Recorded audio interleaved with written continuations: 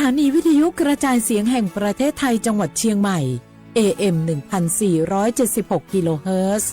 สถานีวิทยุภาคภาษาชาติพันธุ์แห่งเดียวในประเทศไทยที่มีความทันสมัยเชื่อถือได้สร้างอัตลักษณ์กลุ่มชาติพันธุ์สู่สากล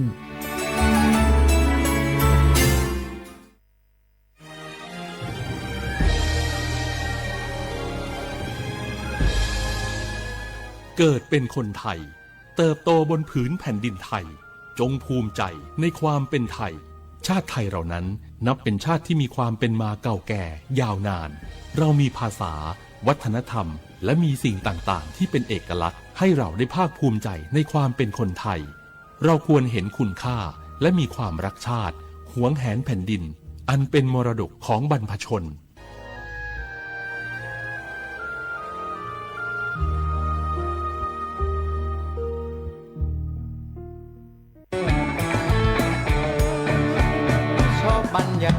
มาพี่ชนแม่วันนี้ปาร์ตี้กันให้สุดๆกันไปเลยจัดไปไหมเมาไหมครับหรอพ่อกลับบ้านได้แล้วเดี๋ยวพรุ่งนี้ก็ต้องไปส่งลูกไปโรงเรียนแต่เช้าอีกจะดื่มอะไรนักหนาเนี่ยนะตื่นไว้อยู่แล้วจะอะไรกันนักกันหนาขอสนุกกับเพื่อนหน่อยดิเหนื่อยมาทั้งวันแค่นี้นะพี่ไปร้านอื่นต่อไปก็ไป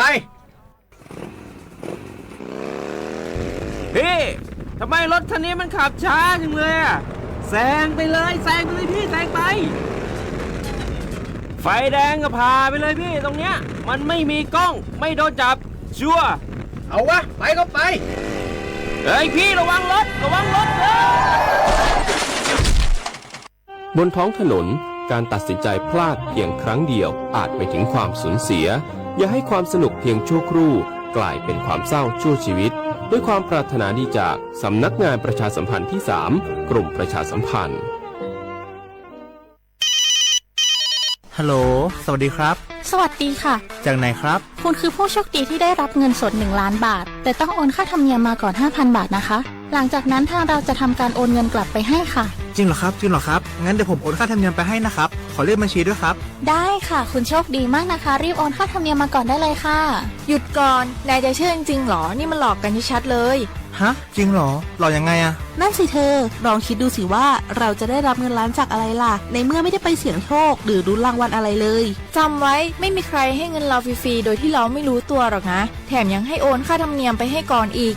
คุณคะเราไม่ได้โกงนะคะโอนมาก่อนเดี๋ยวพิสูจน์ได้ค่ะไม่เอาละผมไม่เชื่อไม่โอนไม่คุยด้วยละกลโกงมีทุกที่จำให้ขึ้นใจอย่าเชื่ออย่าคุยอย่าโลภอย่าโอนด้วยความปรารถนาดีจากสำนักงานประชาสัมพันธ์ที่ 3 กรมประชาสัมพันธ์ฝนตกหนักน้ำท่วมภัยธรรมชาติที่เราหลีกเลี่ยงไม่ได้แต่เราสามารถเตรียมตัวให้พร้อมเพื่อความปลอดภัยของทุกคนในครอบครัวได้ก่อนน้ำมาเตรียมตัวให้พร้อมเก็บของสำคัญขึ้นที่สูงเช่นเอกสารสำคัญเงินสดและสิ่งของจำเป็นอื่นๆและถ้าหากบ้านอยู่ในพื้นที่เสี่ยงให้ติดตามข่าวสารจากทางราชการอย่างใกล้ชิดเตรียมไฟฉายแบตเตอรี่สำรองวิทยุสื่อสารและยาสามัญประจำบ้านไว้ให้พร้อมและอย่าลืมตรวจสอบเส้นทางอพยพที่ใกล้ที่สุดด้วยขณะเกิดน้ำท่วมอย่าเดินฝ่าน้ำที่ไหลแรงหลีกเลี่ยงการสัมผัสกระแสไฟฟ้าและหากต้องอพยพให้ปฏิบัติตามคำแนะนำของเจ้าหน้าที่อย่างเคร่งครัดเมื่อภัยผ่านพ้นตรวจสอบความเสียหายของบ้านและทำความสะอาดเพื่อป้องกันโรคที่มากับน้ำท่วมเตรียมตัวให้พร้อมก่อนภัยมาถึงเราจึงจะปลอดภัยด้วยความปรารถนาดีจากสำนักงานประชาสัมพันธ์ที่ 3 กรมประชาสัมพันธ์เชียร์ว่าบุกอามาสนใจลงโฆษณาทาสถานีวิทยุกระจายเสียงแห่งประเทศไทยจังหวัดเชียงใหม่อาวสถานีวิทยุของบัญญัติยี่เสียคือเสืออาทิเยยี่สัญญาณก็คือหุยยาคือยิบเป้งเที่ยวพื้นที่จังหวัดเชียงใหม่ยังอาทิปัญญามาสนใจลงโฆษณาช่องบัญญัติติดต่อที่สวทเชียงใหม่ยิบเบอร์โทรบัญญัติคือ053-276-0685อาทิเย0922468579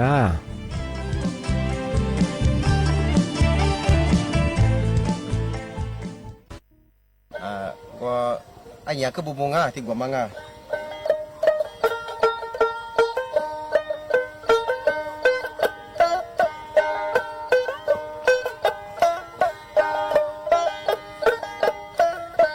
ฉันรักเธอตัวเธอได้ยินไหมเธอได้ยินไหมว่าฉันนั้นรักเธอฉันรักเธอนะไม่มีวันตายไม่เป็นไรฉันยังรอเธออยู่วันรักตัวเก่าได้ยินบ่ตัวได้ยินบ่ว่าเพิ่นรักเธอตัววันรักตัวนะบ่มีวันตายก็เป็นหยังก็ยังเธอตัวเก่าวันแรกผู้เนื้อหนูมาซื้อวันละผู้เนื้อมาညီမပါစမကောဝလဲဟုံယောင်မာ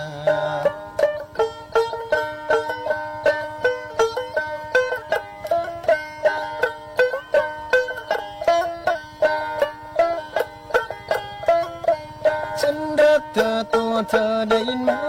เธอได้ยินไหมว่าฉันนั้นรักเธอฉันรักเธอนะไม่มีวันตายไม่เป็นไรฉันยังรอเธออยู่ตัวเก่าได้ยินบ่ตัวได้ยินบ่ว่าเพิ่นรักเธอตัวเพิ่นรักตัวนะบ่มีวันตายบ่เป็นหยังเพิ่นยังเธอตัวเก่าวันแม่คู่เนื้อหนูมาซื้อวันละคู่เนื้อมาညီမฟังอาสมะกองว่าလဲหูยองมา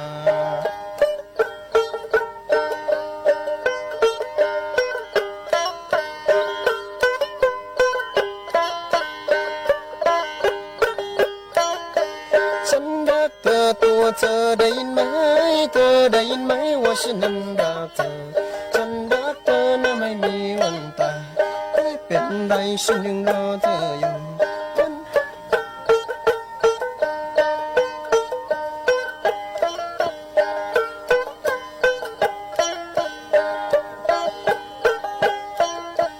ฉันรักเธอตัวเธอได้ยินไหมเธอได้ยินไหมว่าฉันนั้นรักเธอฉันรักเธอนะไม่มีวันตายไม่เป็นไรฉันยังรอเธออยู่วันแรกคู่เดินหนูมาซื้อวันละคู่เดินมาညီမฟังอาสมะกองว่าလဲหูยองมา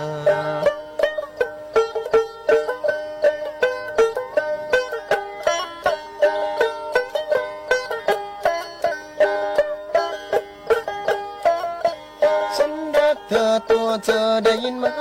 เธอได้ยินไหมว่าฉันนั้นรักเธอฉันรักเธอนะไม่มีวันตายไม่เป็นไรฉันยังรอเธออยู่วันแรกผู้เนื้อหนูมาซื้อวันละผู้เนื้อมาညီมดมอาสมะกองว่าလဲหูยองมา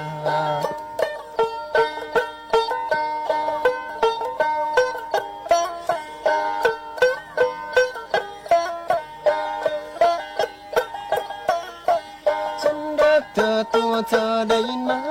เธอได้ยินไหมว่าฉันนั้นรักเธอฉันรักเธอนะไม่มีวันตายไม่เป็นไรฉันยังรอเธออยู่วันรักตัวเก่าได้ยินบ่ตัวได้ยินบ่ว่าเพิ่นรักเธอตัวเพิ่นรักตัวนะบ่มีวันตายก็เป็นหยังเพิ่นยังเธอตัวเก่า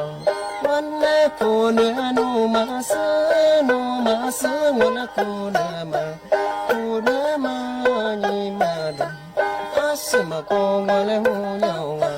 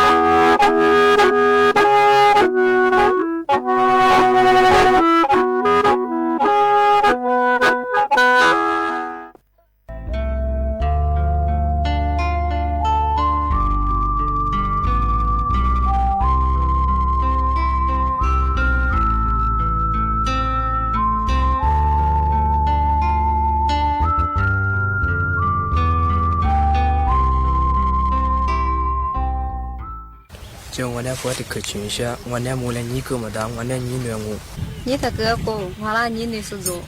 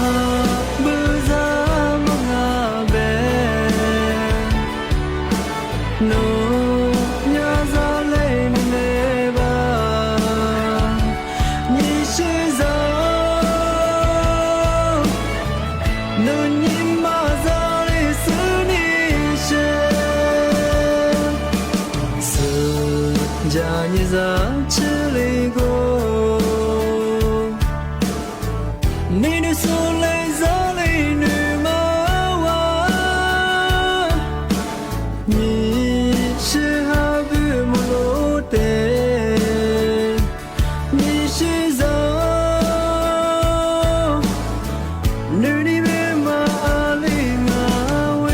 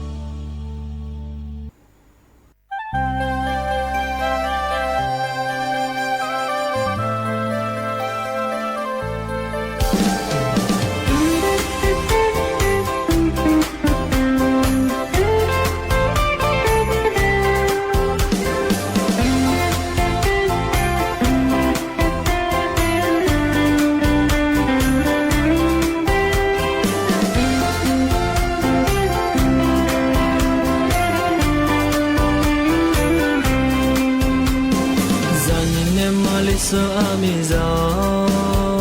no le mune shene mamo sejama he ni zalama da the ni shizu goza pilo mong ni ne ma ni shi ko ko za ho mo zo ko ka ko pe la thia ni ne ku za tu be phun do la go mai ni ma wa ha la la zan ni ma ni shi ti zo ngo no le mune za ni bi le o ni shi ku za he za do ba za the se bo pa li te pyo nga mai ni ne ma ni shi ko ko za ho ting yi ma sa da te ni shi ko ko za a lin wa te hu mai ni ma wa ni ne te ha ba zu lo no le o kun za te hu zi se vi za te hu fu lo ve la go a ju je le tu ni she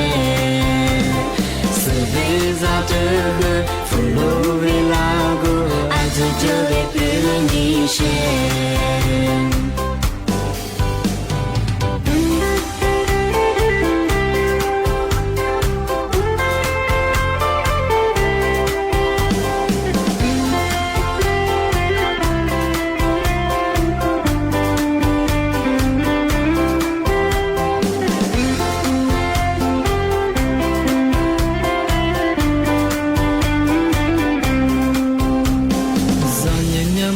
so amizo no le mune shene mamo sejama he ni zalama da the ni shizu goza pilo mong ni ne ma ni shi ko ko za ho mo zo ko ka ko pe la thia ni ne ku za tu be phun do la go mai ni ma ha la zanya ma ni shi ti zo ngo no le mune za ni bi le o ni shi ku za he za zo ba za the se hwa hwa li te pyo nga mong ni ne ma ni shi ko ko za ho ting yi ma sa da te ni shi ko ko za a lin wa te hu mong ni ma wa ni ne te ha ba zu lo no le o ku za te hu zi se vi za te hu fu lo ve la go a ju je le tu ni she se vi za te hu fu lo ve la go a ju je le tu ni she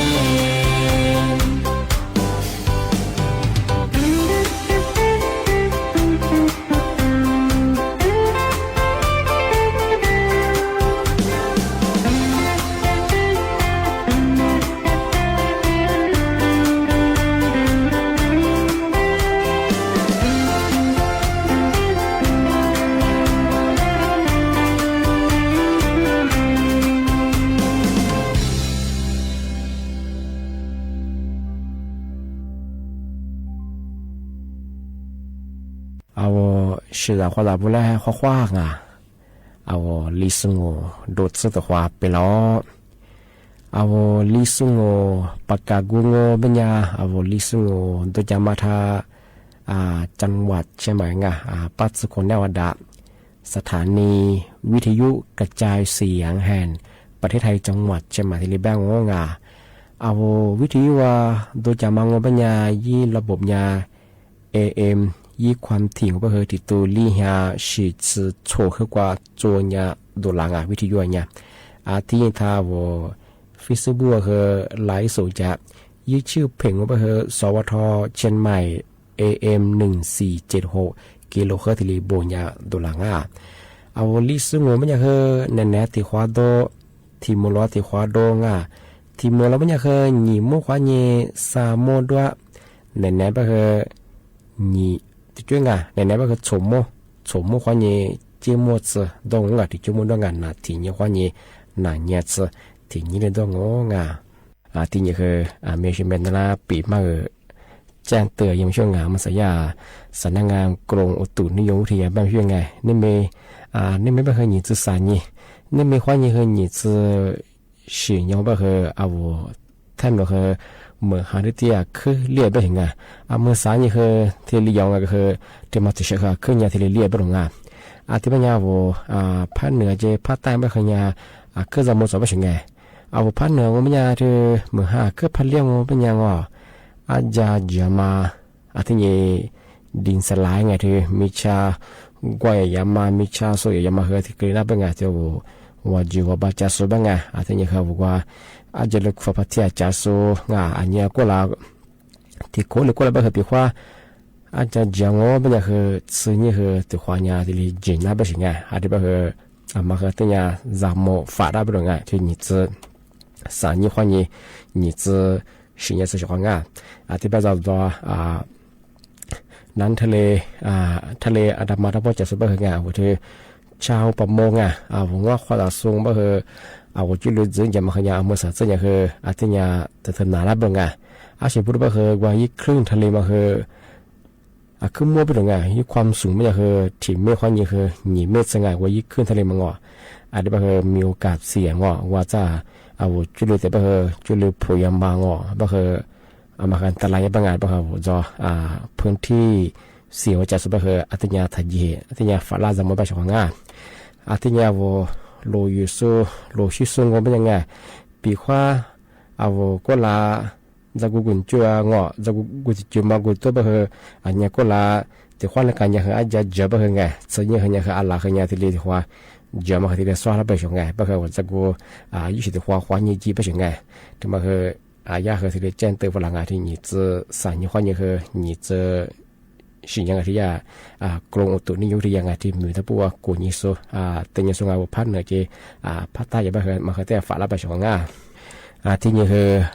แม่ชิแม่เสียว่าคือแบบไม่ยุ่ง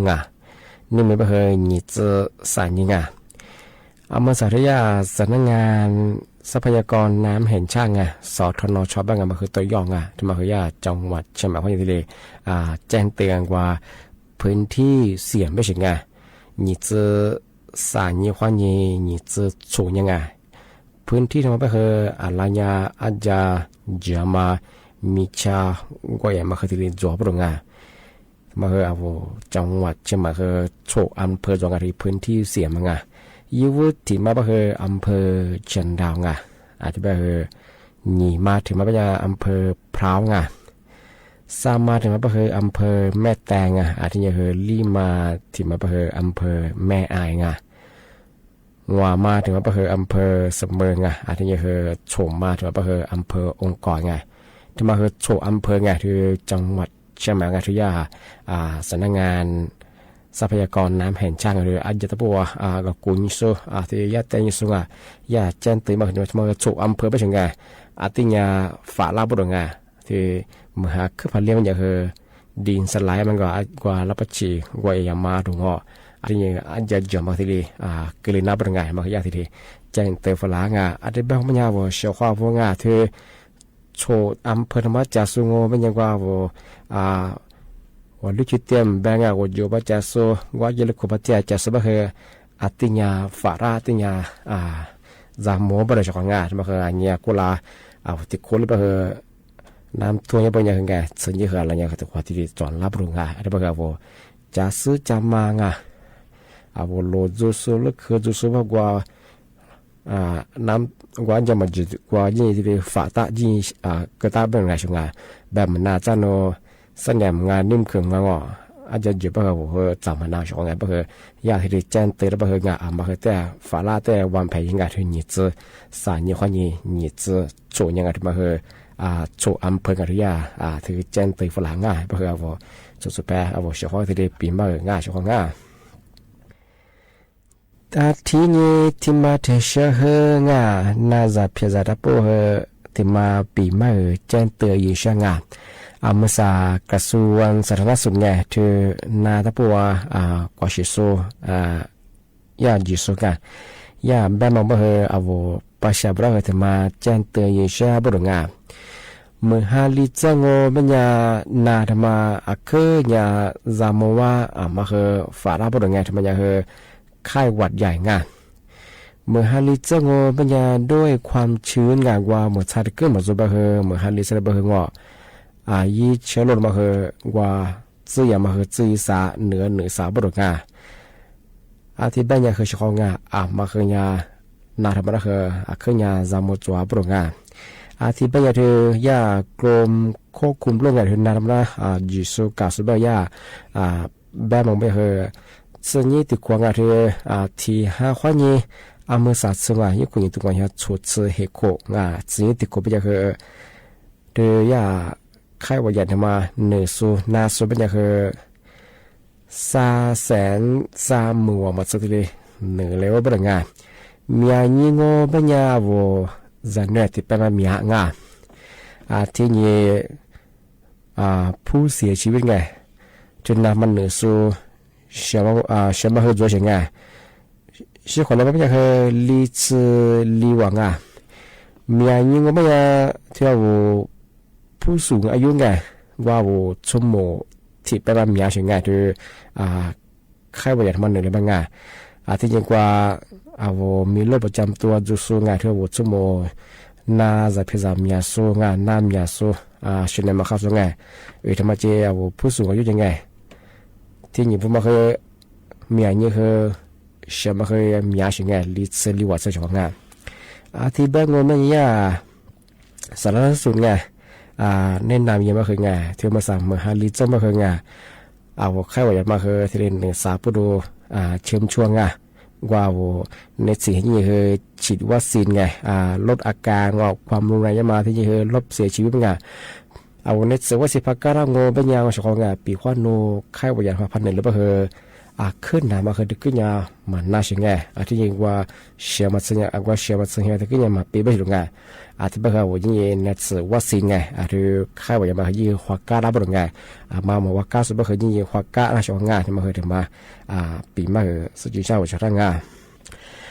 ที่นี่ที่ในส่วนวัคซีนที่อยากคุยอย่างว่านี่เปิดก้ามังฮิปบุมันใช่ไหมคือสิบุจงปีขวาที่ว่าสิบุมันรับประจำของปัญญาโนยิ่ง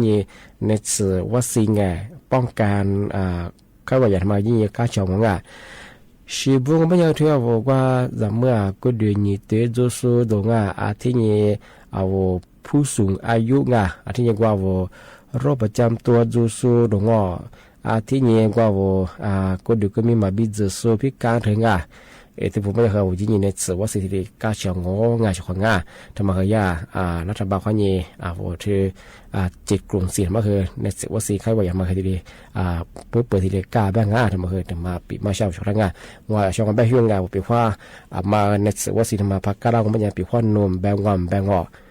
นันทำมาพันหนึ่งเลยบ่คือติดขึ้นยังมาช่วยแต่ขึ้นยังมันน้าบ่ลงดูภาพมากระบ่คือนัวขึ้นยังพันหนึ่งเลยบ่คือขึ้นยังช่วยขึ้นยังหนาบ่ลงอันนี้บ่คือภาพมากระบ่คือมีความเสียคือเสียชื่อเปี้ยบ่ลงปีว่าในสื่อใครว่าทำมาพักก้าเราบ่คือปีว่านัวพันหนึ่งเลยบ่คือติดขึ้นยังมาช่วยแต่ขึ้นยัง ยากก็คือถึงก็ยังมาลงในบริงานอาทิตย์นี้คือรบการเสียชีวิตบางทียินรับบริงานบางอย่างคืออาทิตย์นี้ในฝรั่งแล้วบางทีเหมือนฮันลิจะบางทีนาธรรมขยาที่เนี่ยศึกษาบางทีว่ามาอะไรกว่าเจองานหลักสมัยกว่าแยมแบงว่ากัจจัยมีเจองานนักการมาคือแต่ขอทอดรังยาบางทีเหมือนอย่างที่ว่ายุบฟันบางอย่างคือคู่ฮีเจว่าเรือนจานไงจะคูเบียจีคุยให้เพื่อหลักสูยิบุจะเพื่อนารมาเคยขึ้นอย่างที่หนึ่งสาวบริงานเพื่อมาเคยแต่จำหมดของงานมันก็จะมากกว่าเชิงงานมันฮันลิจะเพื่อนาเพื่อใครว่าอย่างไรมันงอใครเลือออกโควิดนั่นคือตัวเชิงงานเพื่อมันก็เดิมมาดูแลสุขภาพเยอะไงช่วงงานอาจจะเป็นคำสั่งงานแต่ละคือมึงกว่าที่ว่าเกิดนางงานช่างงานทำมึงกว่านักงานผมคาดว่าจุดละควางงาน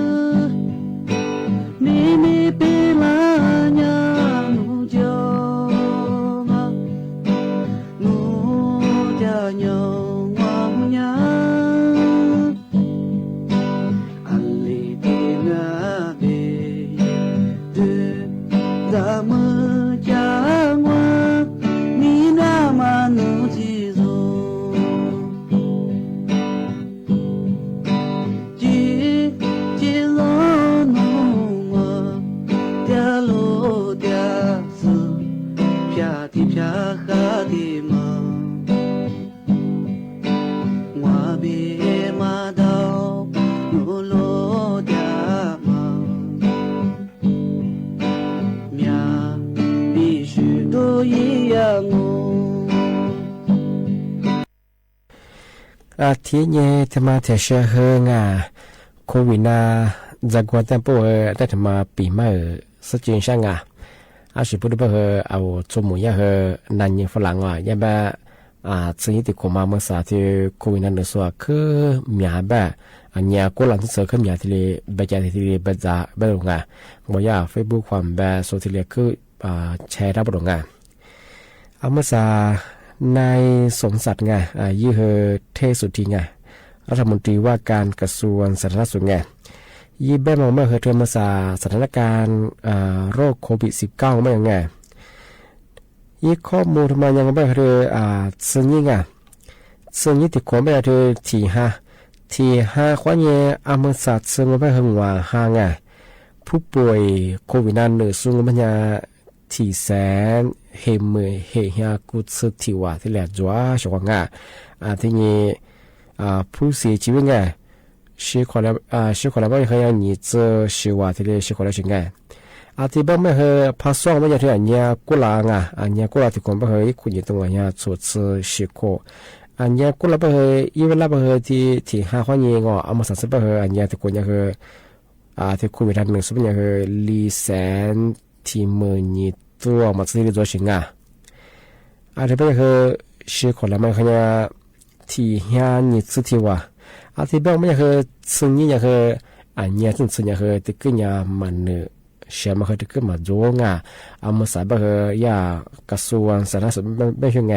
ส่วนมาสาเฟซบุ๊กว่าคือโลจาที่ตัวคือไปยังมาเคยยึดข้อมูลยังที่ก็มางบ่ดที่ไปเชื่อเขามาเคยที่ก็ยังถ้าคิดมายังที่ก็ยังที่ถ้าจุดสาไปเช่นกันว่าเชื่อข่าวตัวนี้เคยยึดข่าวจุกของเขาตัวยังยึดข่าวมาเคยมาสาบ่หลับชุบเคยมาข้าสู้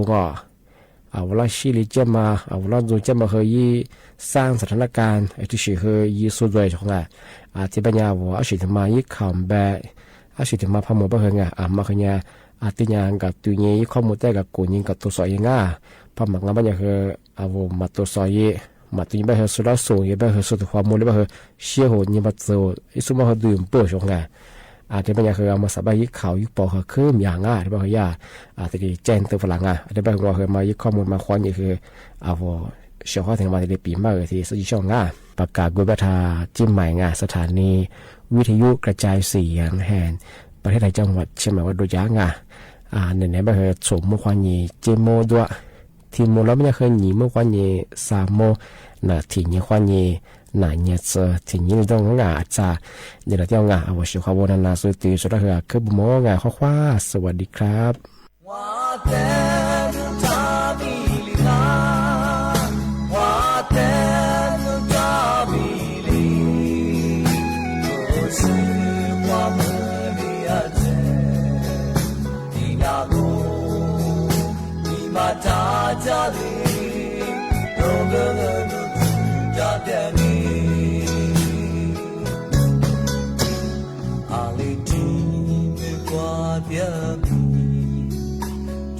Chi la ma nu ta li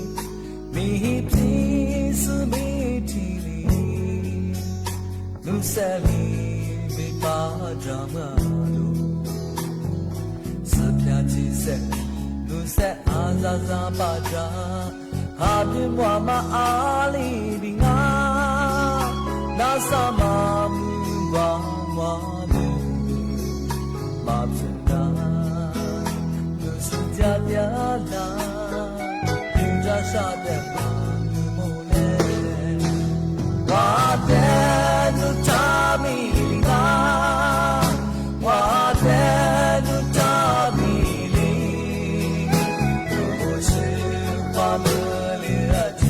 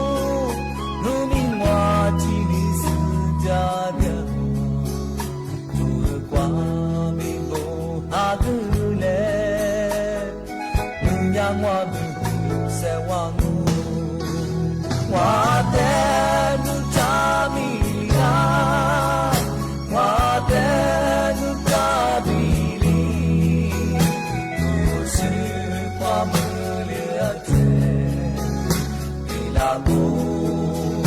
ဒီမှာတာကြလေရောဂရလူချူကြတဲ့နေဝါတဲ့သူချပြီနာဝါတဲ့သူချပြီလေတို့ရှိခွာမရတဲ့ဒီလာကိုဒီမှာတာကြလေရောဂရလူချူကြတဲ့နေဝါတဲ့သူချပြီ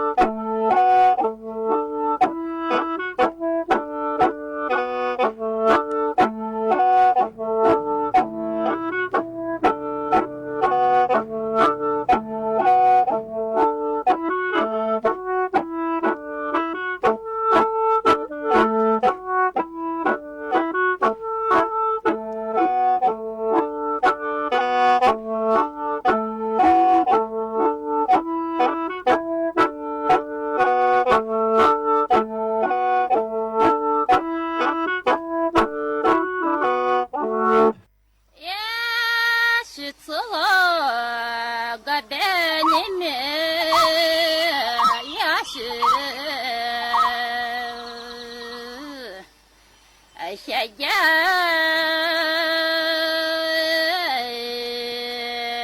我女下一面你吃我也是吃了俺宁我谢谢你过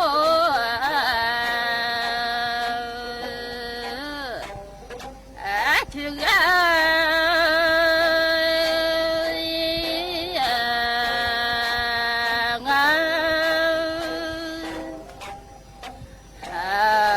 你吃是还这个我也是吃了个的。หยุดโพสต์หรือแชร์ข้อมูลปลอมหลอกลวง หยุดกด